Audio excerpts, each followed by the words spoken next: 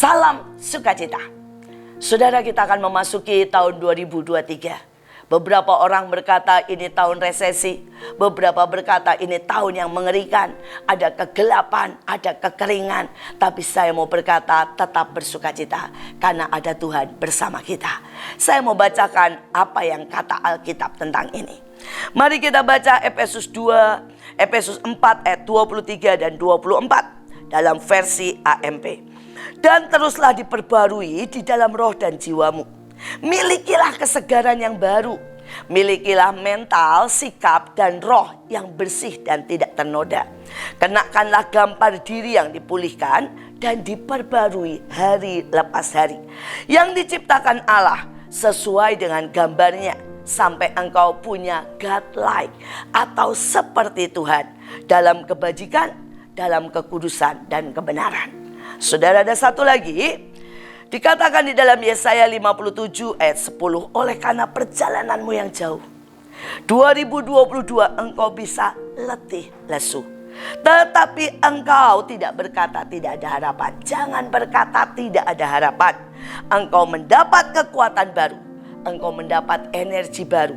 Sebab engkau tidak menjadi lemah. Sekali lagi Bapak Ibu sekalian, saya mau berkata, mungkin tahun 2022 meletihkan.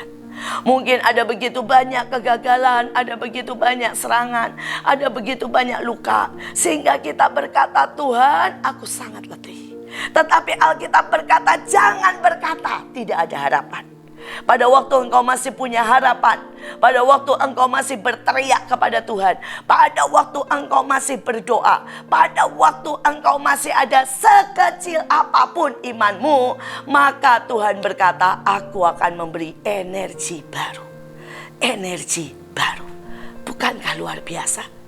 Tuhan akan memberikan kekuatan baru, ide baru.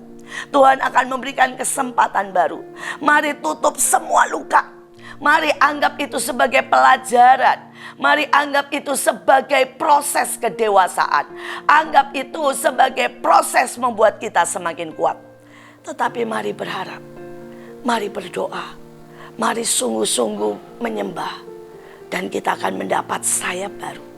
Kita akan mendapat kekuatan yang baru. Dan kita akan lihat apa yang Tuhan katakan untuk memasuki tahun yang baru. Saudara, dikatakan, teruslah diperbarui dalam roh dan jiwamu. Saudara, ini banyak orang yang tidak mau memperbarui dalam roh dan jiwanya.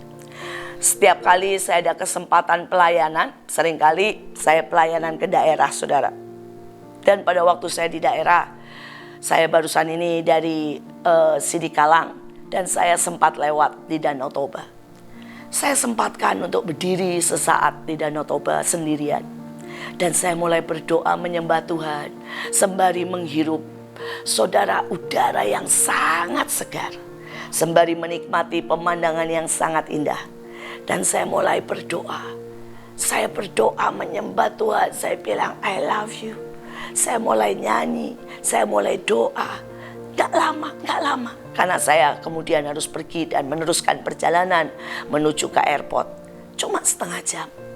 Tapi saya tahu saya sedang diperbarui roh saya. Saudara bisa memperbarui rohmu kapan saja, di mana saja. Ambillah kesempatan sendiri dan bukalah hidupmu di hadapan Tuhan. Katakan sejujurnya semuanya. Luka, keletihan, kekecewaan. Tapi juga naikkan ucapan syukur bahwa kita punya Tuhan. Dan sekecil apapun imanmu, sekecil apapun harapanmu, Tuhan akan menyambar engkau dan memperbarui roh dan jiwamu. Tetapi ayatnya juga berkata, miliki kesegaran yang baru, mental, sikap, dan roh yang benar. Saudara, jangan masuki tahun depan, tahun 2023 dengan trauma. Jangan masuki tahun depan dengan kesalahan yang sama. Saya kadang-kadang tidak mengerti, saudara, ada orang yang mengulang terus kesalahannya. Dan berharap, saudara, dia memperoleh hasil yang berbeda. Jelas kalau caranya sama, hasilnya gak beda jauh. Nah, banyak orang, saudara, tahun 2022 malas dan tahun 2023 tetap malas. Maka engkau tidak akan menuai apa-apa. Saudara, 2022 tidak pernah deklarasi dan engkau berpikir 2023 engkau tidak deklarasi dan engkau berpikir menuai sesuatu. Engkau 2022 engkau membiarkan emosimu memegang peranan dan engkau berpikir dengan engkau tidak berubah 2023 akan lebih baik. No way. Mari kita belajar apa yang lama tutup. Saudara, kalau engkau 2022 malas, mari ambil sebuah solusi ketetapan 2023. Tidak ada jam yang kita lewatkan. Saudara, kita pakai untuk memuji, untuk belajar, untuk menyembah. Kita pakai, saudara, untuk membantu orang lain. Kita pakai untuk deklarasi. Kita pakai, saudara, untuk mengerjakan pekerjaan-pekerjaan. Maka kita akan melihat yang ajaib. Saya punya seorang teman yang kena PHK pada waktu COVID. Saudara, dan dia mulai memilih untuk tidak diam di rumah. Tetapi dia bongkar semua rumahnya, saudara. Dia mulai bongkar dan dia cari barang-barang yang masih bisa dijual. Saudara, dan dia kaget. Ternyata dia punya banyak sekali barang yang bisa dijual, yang tidak dia pakai dan dia taruh di gudang. Saudara, dia punya banyak pakaian, dia punya banyak buku, dia punya banyak alat-alat rumah tangga, dia punya banyak pernak-pernik lucu yang begitu banyak. Dan kemudian dia mulai jual. Dia mulai jual online. Dari bajunya, dia mulai jual online, saudara, pernak-pernik kepada temannya. Dan sebagian yang masih sisa, dia pergi ke rumah sakit. Dia mendoakan orang-orang yang tidak ada mengunjungi dengan memberikan souvenir-souvenir kecil. Saudara, tiba-tiba begitu banyak permintaan. Dan dia mulai membeli barang-barang baru. Dia jual mulai di online. Saudara, dan itu omsetnya mencapai 100 juta setiap bulan. Saudara, dan bukan cuma itu. Tiba-tiba dia mendapat tawaran pelayanan sangat banyak. Saudara, orang minta didoakan. Orang minta dia mengajar. Orang minta, saudara, dia untuk berbagi pengalaman. Dan dia juga mendoakan banyak orang. Tiba-tiba ada banyak orang yang sembuh.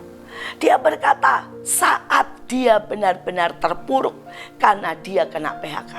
Dia bahkan tidak bisa membeli apapun karena pada waktu itu benar-benar, saudara, tiba-tiba semua keadaan kita tahu pandemik sangat mengerikan. Tetapi dia melompat dari gaji 20 juta, tiba-tiba gajinya sekarang, saudara, lebih dari itu 3 kali lipat. Saudara, dari dia tidak pernah melayani secara langsung, dia melayani banyak orang.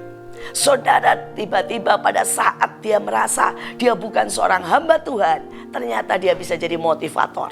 Saudara, apa yang membuat dia berubah dan melihat semuanya menjadi baru? Cara yang lama dia tinggalkan. Dan dia memperoleh kekuatan pada waktu dia berani mengambil cara yang baru. Tahun 2023, jangan biarkan pakai cara yang lama. Mari pakai cara yang baru. Maka kita akan melihat pemulihan. Kita akan melihat cara Tuhan. Kita akan melihat janji Tuhan. Sekali lagi ayat yang berkata, kenakan gambar diri yang benar. Mari katakan, aku dicintai, aku dikasihi oleh Tuhan, aku seorang yang pemenang, aku tidak terkalahkan. Kalau ada teror, aku akan menteror iblis. Dan teror akan aku balik menjadi sebuah kemuliaan. Mari. Mulai perkatakan. Jangan ada seorang pun yang berkata engkau jelek. Dan katakan, gak ada yang jelek. Karena saya ciptaan Tuhan. Kalau ada seorang yang berkata engkau bodoh, katakan, saya boleh bodoh, tapi saya akan belajar dan belajar. Sampai saya akan punya hikmat ilahi. Saudara, kalau orang berkata, engkau selama ini tidak berprestasi. Ya, katakan karena itu dulu. Tapi hari ini, saya bersama Tuhan akan melakukan hal-hal yang besar. Ucapkan, punyalah gambar diri yang baik. Tuhan bersama kita, dan bersama Tuhan kita bisa melakukan apa saja. Tuhan mau berjalan bersama kita. Bahkan Tuhan menggendong kita. Sepanjang tahun ini, biarkan Tuhan menjadi segalanya. Penolong, kekuatan, penghibur, Bapak, Gembala, Guru kita. Maka tahun ini bukan tahun yang susah.